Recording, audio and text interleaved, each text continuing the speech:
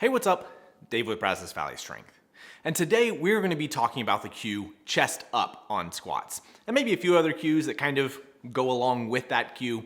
But specifically, we are going to be talking about that cue and how it potentially will end up breaking a lot of other good things within the squat. So I think in some ways this video is going to be my retraction on bench press video, for squats, I guess. I don't think that this one is going to be quite as controversial, but for sure there are still a lot of people who cue chest up, and then especially another one is going to be tight back, which we're gonna approach, I guess.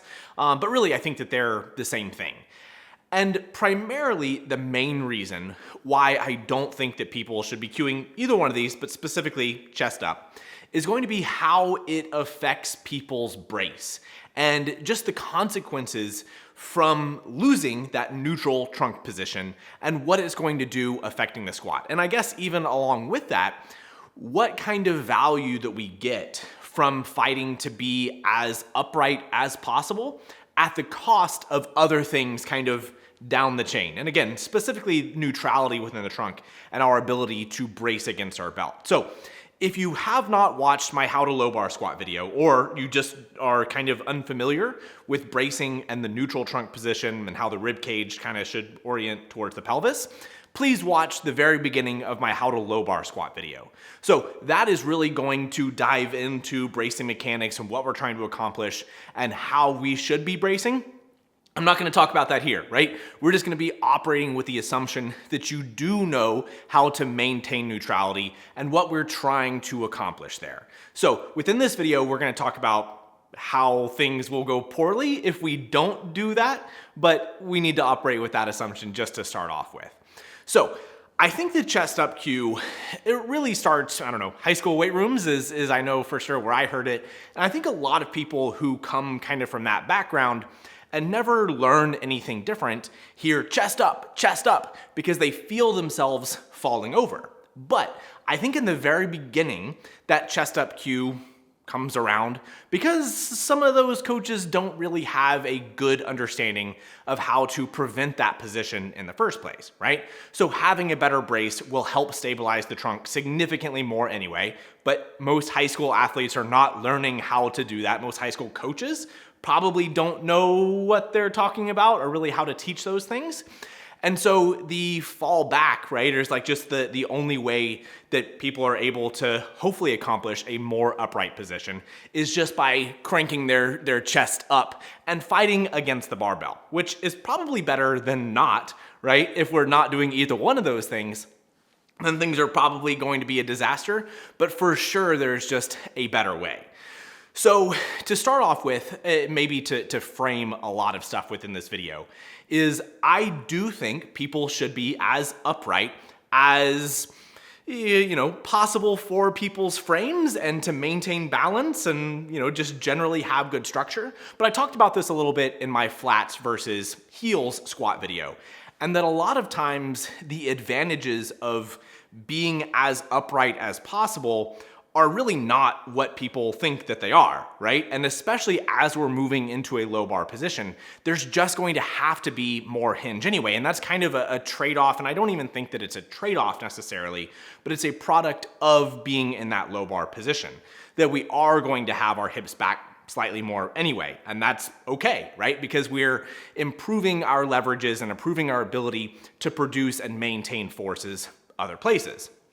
And part of that is within the brace, and that we are getting a significant amount of our ability to transfer force from our lower body into the barbell by stabilizing our trunk from doing that brace and Valsalva, and that we should not have to rely on our upper back muscles or spinal extensors in general, kind of all of the muscles across our back to maintain extension against the barbell.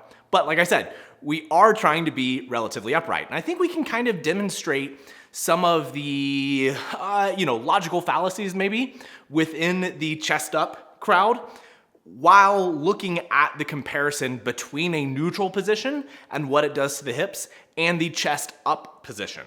So if we look at the chest up position, what it's going to do to us is obviously we're going to go into more extension. So we're automatically going to lose some of our ability to produce force into the belt and maintain that posture. But I guess the argument there is that that trade-off is okay, right? That by being slightly more upright, we're still going to reduce the total forces necessary in order to maintain that position. But I would definitely disagree with that, because if we look at where the hips go, the more extended I get, my hips will actually end up being pushed further back from the barbell, rather than if I kept a more neutral position. And I think if I'm saying neutral, from a, just visualizing, we can say a slight posterior tilt, especially relative to an anterior tilt with the pelvis. But more of a posterior tilt, or for sure a neutral position, your hips will end up more underneath the bar. And this is I don't know, it's a funny thing to look at for people, where they're trying as hard as they possibly can to limit some of the mechanical inefficiencies of things. But by doing so in this capacity, really trying to arch their backs and keep their chest up, they're actually putting themselves in a position that is going to be harder to maintain that position, that their hips are going to be further away from the bar. And then overall, there is going to be more force required to maintain that position than if their hips were neutral in the first place. And so then from there, because we're not in a good neutral position and we've already lost some of that, I'll call it passive, it's not really passive, but our braced position, because we've lost that tension within our trunk, we now have to rely on those extensor muscles, those spinal extensor muscles, because we don't have brace against the belt anymore, to maintain that position. And a lot of times we see things break dramatically more, right? So because the hips are a little bit further back and we don't have the brace, this is where we see a whole lot of those good morning positions. We see the upper back or mid back, whatever, total back kind of failing, and a lot of squats being dumped forward, even if people have good balance. And that is going to be my next point here. That so often people, when they're trying to keep their chest up, end up displacing the barbell to a significant degree, right? So if we're just standing kind of neutrally at the top and we start descending and we really arch against the barbell, just on its own, if nothing else changes, we are going to displace the barbell posteriorly, right? It's going to move a little bit closer to my hips than it was without that position. So what happens through the rest of the squat is one of two things. We're generally able to maintain that position as we get down into the bottom. We can have that kind of center of mass shifted backwards a little bit to our heels, but if we maintain that position all the way down, when I start standing up, there has to be a shift there. And this is where a lot of times we see the hips really pop back or chest kind of fall forward, and people just cue more and more chest up. Or the opposite is that bar, we feel that it is shifted a little bit posteriorly. So during the descent of the squat, we can see that bar kind of drift towards the toes. And then same problems happen from there, to where people really feel like the bar is out in front of them and kind of falling over and just not being able to stabilize that position down at the bottom, because essentially the balance has kind of overcorrected, right? It's shifted much more towards the toes. And again, this is kind of like a vicious cycle to where people feel themselves falling forward, kind of drifting forward, or good morning out of the hole, and they feel like they need more. They need to fight with their chest up more and more, where really the solution is to do the opposite of that and to put themselves in a much more neutral position to where they can maintain that brace significantly more, keep their hips under them more, and be able to maintain that balance and maintain their leverage over the bar to a much, much better degree. So, within all of this, I think potentially the limitation, just if you hear kind of the words that I'm saying here, and my removal of a lot of the upper body cueing, right? The chest cueing, and I'm gonna talk about the tight back stuff.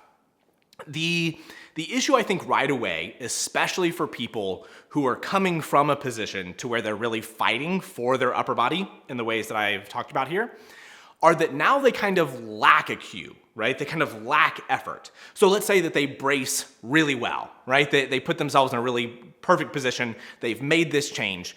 But now they're kind of feeling like everything is still kind of falling forward because their upper body is still soft and relaxed. We absolutely do want to be applying effort against the barbell. But I think that for the most part, that effort should kind of be intuitive on its own, that it's going to be hard to, I think probably at first, removing the cue makes people feel like they're losing their balance and falling over, mostly because it's different from what they were doing. And when I'm talking to clients that I'm working with to fix this thing, I basically say, look, it's gonna take 2 or 3 weeks, right? The first 2 or 3 weeks are going to feel very, very awkward. You're gonna feel like your upper body has no ability to stabilize. You're gonna feel like your balance is all over the place. And then it starts to click, right? They start to kind of find where that balance is and that they have that tension to maintain that position.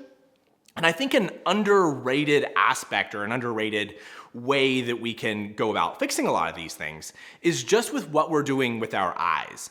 So I've talked about this in my how to low bar squat video and how important I think it is that the eyes are down during our setup and especially walk out and those kind of things in order to help maintain our brace. But I think we can illustrate that here, but also illustrate how we can help fight for our upper body against the barbell, especially during the descent. So if we look at this video, you'll see that when I'm standing at the top and my arms are demonstrating, they're at least close to where my eyes are looking, I encourage most people to have their eyes slightly down below neutral. We'll call it 45 degrees, but there's some variation from person to person with really what feels best here. But if we start slightly down at the top of the squat, that allows us to maintain our brace through the initiation, through the top portion. But if that spot that we're looking at stays exactly the same, now when I get down to the bottom, my eyes are slightly up, maybe slightly straight in front of me. And that on its own should give people a pretty good, feel for what their upper body needs to be doing. So as I'm descending, my emphasis within kind of my own effort is going to shift from just maintaining my brace and kind of setting myself up for good balance as I'm going down. And it probably will start to shift a little bit to maintain my extended position. Now, maintain is going to be the perfect or the important word here, right? Like I've talked about in some of my deadlift videos when I'm talking about that we want our arms long and loose and kind of relaxed. I think sometimes people take that as me saying like we're not doing anything with our upper body, but we are, right? We're absolutely fighting against the barbell, but we're fighting to maintain that neutral position so that we keep the other stability, the other strength that we have other places. And I think just cueing the eyes to fight to be a little bit more up without really fighting other places can really fix all of this altogether. But one of the biggest mistakes is going to be that people cue too much with their upper back. And, along with the chest up, right, sometimes people will specifically cue, to arch their back. But I think more commonly, we hear a lot of times at competitions, people yelling like, chest up, tight back, things like that. And, those are clearly kind of annoying to me. But the tight back one, if we're talking about retraction in the squat, along with extension and all that, is also equally problematic, maybe more, because for sure, as we get down into the bottom of the lift, if we're really trying to squeeze our shoulders together, there's going to be a very, very high chance that people are just not able to maintain that position, right? So if we look at this, if I put myself into a slight anterior tilt at the top of the squat, and when I say anterior tilt, I think we can just think an arched position with my back. Pulling myself into retraction is going to encourage people to be in that position, right? And kind of the same argument as the bench press stuff, right? Like these things don't automatically make people move in certain ways, but it's very hard to not have a lot of these things overlap. So if I pull myself into retraction, there's probably going to be a good bit of extension along with that, and it's going to be much, much harder to keep the rib cage down and maintain our good brace there.